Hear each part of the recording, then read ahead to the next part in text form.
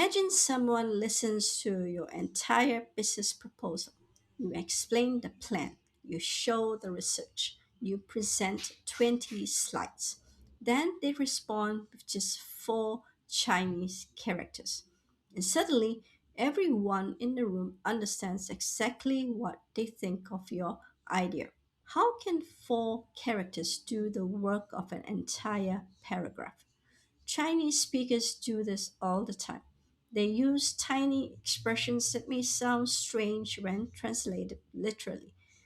There may be animals, weather, weapons, ancient mystics. Sometimes the words seem completely unrelated to the modern situation. And yet, one short phrase can criticize someone, thank someone, give advice, or praise a clever decision. But why use an old image when an ordinary sentence would be clearer? Why are so many of these expressions four characters long? And when a Chinese speaker hears one, do they actually imagine the original story? Today, we are going inside four of these expressions to discover something textbooks rarely explain. Chinese idioms are not simply shorter sentences, they change how the message feels. Let us begin with 纸上谈兵. 纸上谈兵 literally means on paper, discuss military matters or warfare.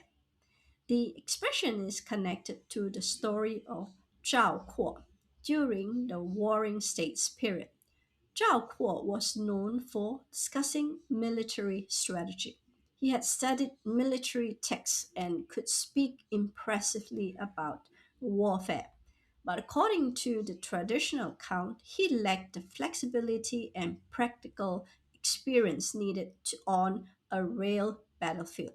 When he was placed in command during the Battle of Changping, the result was disastrous.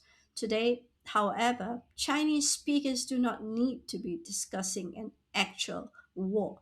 Your friend watches three cooking videos and immediately tells a professional chef how to run a restaurant. A manager creates a perfect schedule without asking how long the work actually takes. These are all 纸上谈兵. The ordinary explanation might be 他只懂理论，没有实际经验. He understands only the theory and has no practical experience. Clear?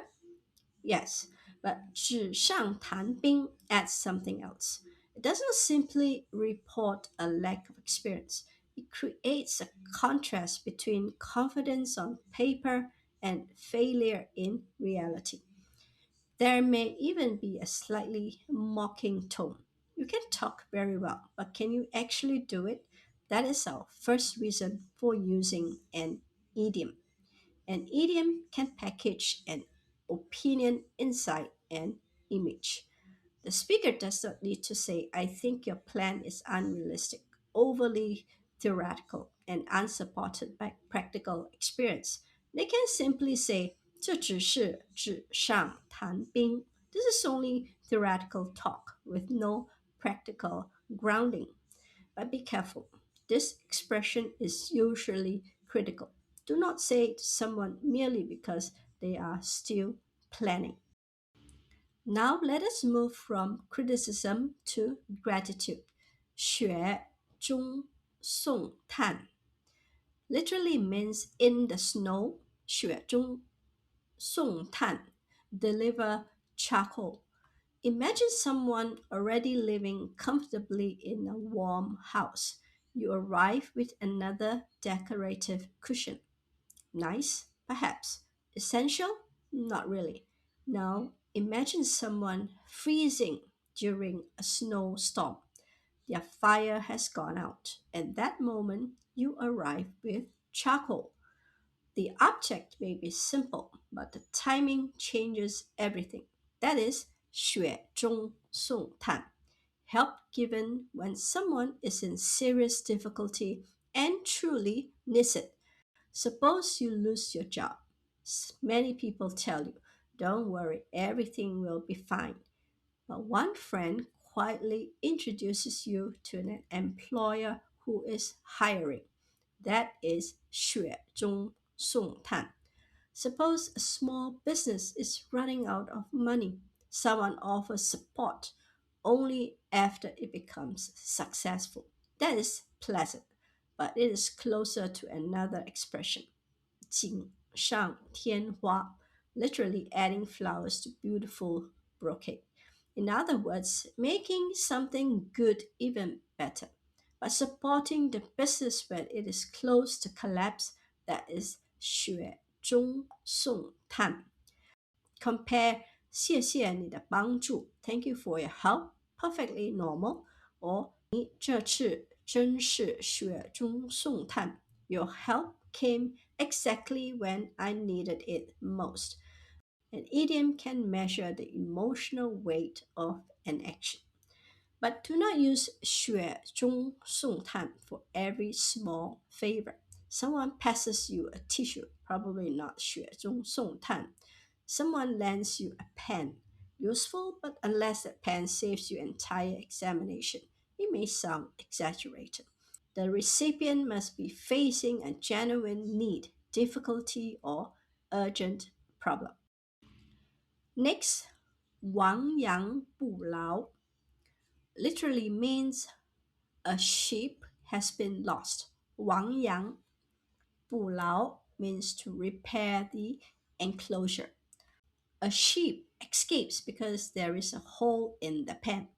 The owner notices the missing sheep. What should he do? He could sit down, cry, and say, "It is too late. The sheep is already gone." Or he could repair the hole before another sheep escapes. That is the logic of 亡羊补牢. So 亡羊补牢 often carries two timelines at once. The past says, you should have prevented this. The future says, do not let it happen again. That is our third reason for using an idiom. An idiom can turn a past mistake into a future lesson. A plain sentence tells someone what to do. The idiom gives them a miniature cause and effect story. Hole in enclosure. One sheep lost. Repair the hole. Save the remaining sheep. Four characters carry the mistake, the response, and the lesson. Finally, 一箭双雕 literally means one arrow, 一箭,双雕, two eagles. The traditional story is associated with Zhang Sun Sheng, a skilled archer. Two birds were fighting over a piece of meat. He was challenged to shoot them. With one arrow, he reportedly struck both. The expression later came to describe one action producing two benefits. In English, people may say killing two birds with one stone. Chinese also has 一石二鸟, but 一箭双雕 remains a well-established expression. Now imagine a company allows employees to work from home 2 days a week. This reduces office costs and also shortens employees' commuting time. 一箭双雕. You walk to the supermarket instead of driving. You exercise and buy groceries at the same time. You watch a Chinese drama with Chinese subtitles. You enjoy the story and practice listening. These are all 一箭双雕. An ordinary sentence might be 这个办法可以同时达到两个目的. This method can achieve two goals at the same time. Accurate but emotionally neutral. 一箭双雕 often sounds more appreciative, suggests that the solution is efficient, clever, or well designed. But there is another detail. The two results should come from the same action. Doing one task in the morning and a completely different task at night is not 一箭双雕 just because you completed two things. One arrow, two results. That internal logic matters. Now look at the four idioms together. 纸上谈兵. It's not just theory, it carries criticism. You sound convincing, but reality may defeat your ideas. 雪中送炭. It's not just help, it carries timing and emotional weight. You helped when I truly needed it. 亡羊补牢. It's not just repair, it carries a lesson. The mistake happened, but further damage can still be prevented. 一箭双雕. It's not just two benefits, it evaluates the strategy. One action was designed to achieve two results. This is why translating an idiom with one English phrase can feel incomplete. The translation gives you the destination, but the original image shows you the route. When a fluent speaker hears an idiom, they may not consciously replay the complete ancient story like a movie every single time. Just as an English speaker may say the last straw without imagining a real piece of straw, but the image remains inside the expression, influences the tone. It explains why one phrase fits a situation better than another. And that is also why memorizing only the English meaning can be dangerous. A learner sees 雪中送炭 equals to help, then uses it for someone holding a lift door. The translation is not exactly wrong. It is simply too small. To use an idiom naturally, you need to know three things. What situation does it describe? What judgment does it carry? And why did the speaker choose this image? So, do Chinese speakers use idioms simply to sound intelligent? Sometimes people certainly use elaborate language to impress others, but that is not the main reason ordinary idioms survive. A familiar idiom can be efficient, it can be funny, it can soften direct advice, it can sharpen criticism, it can make praise more vivid. And sometimes it allows the speaker to judge a situation without spelling out every uncomfortable detail. Instead of telling someone, you talk confidently, but I do not believe you have enough real experience, you say, 别只是纸上谈兵, still critical but less like a 5-minute personal attack. But idioms can also make learners sound unnatural. Using more Chengyu does not automatically make your Chinese more native. If the situation does not fit, the idiom may sound forced. If the conversation is very casual, a rare literary idiom may sound as though you swallowed a classical dictionary. And if you use three idioms in every sentence, people may stop listening and start counting. The goal is not how many idioms can I memorize. The better question is what situation makes a Chinese speaker choose this idiom. Chinese idioms may look like tiny expressions from an ancient world, but they survive because they still perform useful jobs.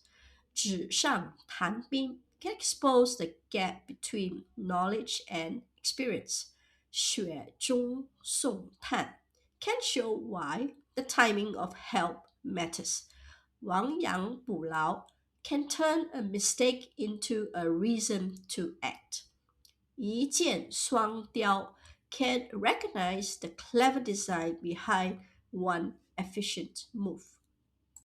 Four characters may contain a sin, a judgment, an emotion, and a lesson.